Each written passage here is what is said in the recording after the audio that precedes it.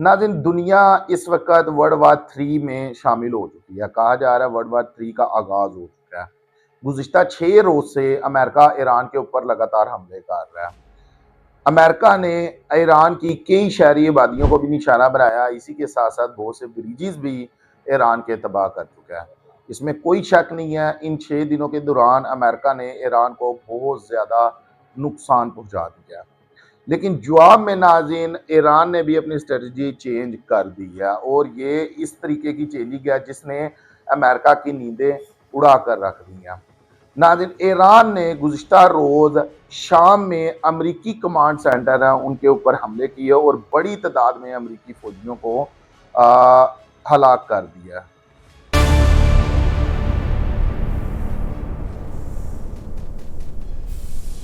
अस्सलाम वालेकुम दोस्तों, नाज़रीन मेरा नाम है उमर शेख और आप देख रहे हैं नाज़रीन, ईरान ने गुज़िश्ता रोज़ शाम में अमरीकी अड्डों पर जो अमरीकी कमांड सेंटर थे वहाँ पर उस जगह पर हमले किए और बहुत बड़ी तादाद में खबर सामने आ रही है कि अमरीकी फ़ौजी जो हैं वो हलाक हुए हैं। अब हम गुज़िश्ता कुछ दिनों से देख रहे थे कि ईरान गल्फ़ कंट्रीज़ में जो अमरीकी अड्डे हैं वहाँ पर हमले कर रहा था। कतर, कुवैत, बहरीन और मुख्तलिफ जो गल्फ़ कंट्रीज़ हैं उन पर ईरान की जानिब से हमले किए जा रहे थे और काफ़ी ताबड़तोड़ हमले थे जिसमें अमेरिका को काफ़ी नुकसान भी पहुंचा और गल्फ़ कंट्रीज़ को यानी कि अरब मुल्कों को भी काफ़ी ज़्यादा नुकसान पहुंचा।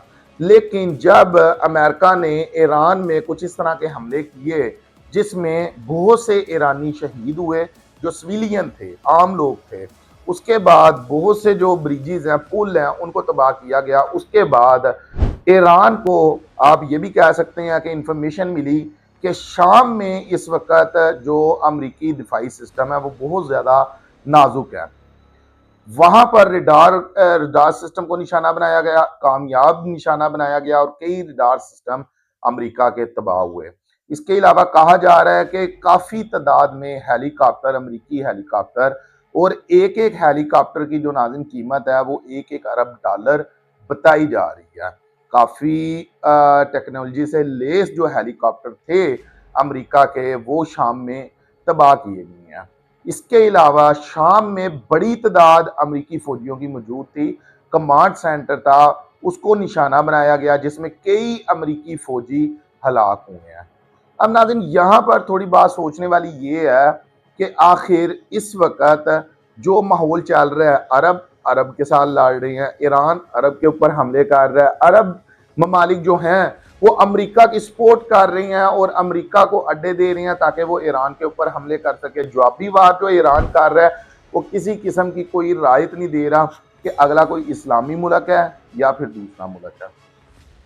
अमेरिका को सबसे ज्यादा जो नुकसान पहुंचता है नाज़रीन वो उसके फौजी हलाक होने से पहुंचता है। आप अमेरिका के तैयारे तबाह करें, आप अमेरिका के हेलीकॉप्टर तबाह करें, आप अमेरिका की शिप तबाह करें, अमेरिका का ऑयल रोकें, अमेरिका की तजारत रोक लें, अमेरिका को इतना नुकसान नहीं पहुंचता जितना नुकसान अमेरिका को अमरीकी फौजियों के हलाक होने से पहुंचता है। ये समझ ईरान को आ चुकी है। अब ईरान अमेरिका के फौजियों को निशाना बना रहा है।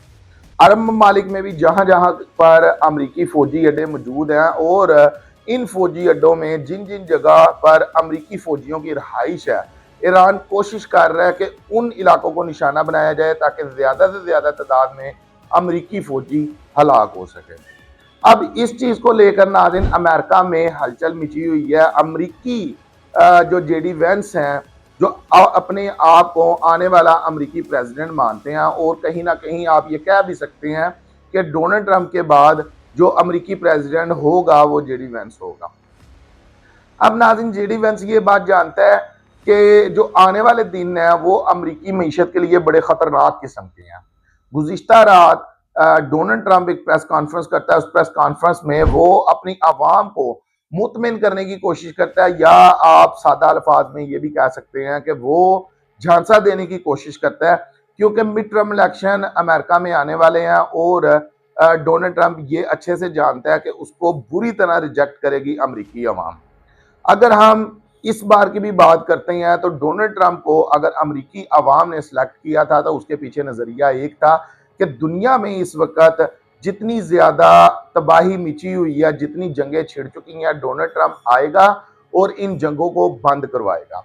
अगर आप लोग ये समझते हैं ना कि इसके पीछे मजीद कोई और वजह भी हो सकती है जिसकी वजह से डोनाल्ड ट्रंप को अमरीकी अवाम ने पसंद किया और उसको वोट देकर जितवाया और अमरीकी प्रेसिडेंट बनाया, तो दूसरी कोई वजह इस वक्त समझ में नहीं आती। अमरीकी अवाम खुद चाहती है कि दुनिया में अमन कायम हो, दुनिया इन जंगी सूरत हाल से बाहर निकले, लोग खुशहाल हों। इसराइल जितना जुल्म कर चुका है फ़लस्तीन, गजा या दूसरे मुल्कों के ऊपर, वो जुल्म बंद हो और दुनिया अमन के रास्ते पर चले। हम देखते हैं कि बड़ी तादाद में जो अमेरिकी मुसलमान थे उन्होंने डोनाल्ड ट्रंप को वोट दिया। अब जो अमरीकी मुसलमान थे यानी कि अमेरिका में रहने वाले मुसलमान थे, उन्होंने डोनाल्ड ट्रंप को वोट सिर्फ एक वजह से ही दिया कि डोनाल्ड ट्रंप आकर इसराइल जो जुल्म कर रहा है दूसरे ममालिक के ऊपर और फ़लस्तीन पर, वो बंद करवाएगा। वो नहीं हो सका।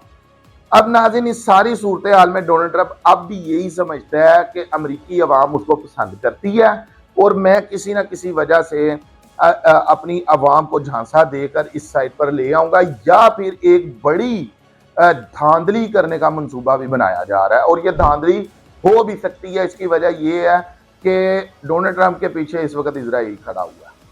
अब नाज़रीन, डोनाल्ड ट्रंप अपनी प्रेस कॉन्फ्रेंस में कहता है कि चाइना 2020 में 22 करोड़ अमरीकी जो थे उनका डाटा कलेक्ट कर चुका था। डोनाल्ड ट्रंप का कहना यह भी है कि चाइना अमेरिका की हर एक चीज के ऊपर नजर रख रहा है, हर एक चीज के ऊपर एक्सेस कर चुका है, यहां तक कि रूस, शुमाली कोरिया, ईरान और बाकी के कई ममालिक भी ऐसे हैं जो अमेरिका के कई चीजों के ऊपर अपनी एक्सेस हासिल कर चुके हैं। अब नाज़रीन, इसके पीछे वजह क्या है? इसके पीछे वजह यह है, डोनाल्ड ट्रंप जानता है कि उसकी अवाम उसको बुरी तरह रिजेक्ट करेगी। अगर रिजेक्ट किया जाता है तो डोनाल्ड ट्रंप जब धांधली करता है या कोई इस तरह का मंसूबा बनाया जाता है, देखें धांधली हो सकती है अमेरिका में भी। आप ये ना समझे कि धांधली सिर्फ पाकिस्तान, इंडिया या इन जैसे ममालिक में होती है, धांधली अमेरिका में भी हो सकती है।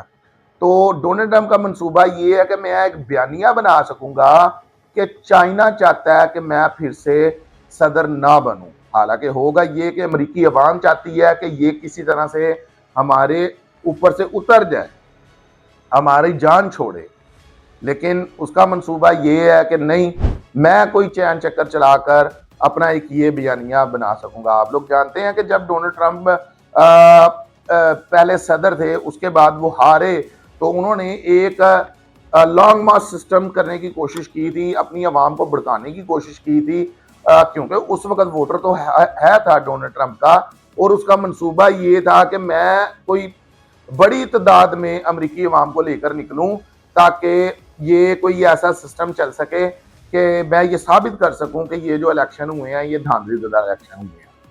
इस मरतबा फिर उसका कोई ऐसा प्लान है, लेकिन इसमें वो कामयाब नहीं हो सकता।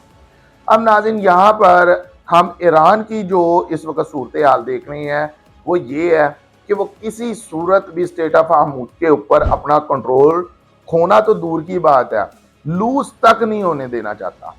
इसके लिए उसको चाहे बड़े से बड़ा कदम उठाना पड़े, इसके लिए उसको चाहे बड़े से बड़ी कुर्बानी देनी पड़े, वो किसी सूरत स्टेट ऑफ हार्मूज के ऊपर किसी दूसरे का कंट्रोल नहीं हासिल करने देगा किसी दूसरे को। ये चीज अमेरिका को गवारा नहीं है। अमेरिका चाहता है कि हर सूरत में स्टेट ऑफ हार्मूज का कंट्रोल हासिल करके रहूंगा। अब होगा क्या? होगा ये कि पूरी दुनिया इस वक्त एक बड़े बुहरान की तरफ जाती हुई हम लोगों को दिखाई दे रही है। दुनिया में तेल की शार्टेज होगी, गैस की शार्टेज होगी, खुराक की शार्टेज होगी। अब ये सारी चीजें हैं, ये आने वाले वक्त में पूरी दुनिया के ऊपर इफेक्ट करेंगे।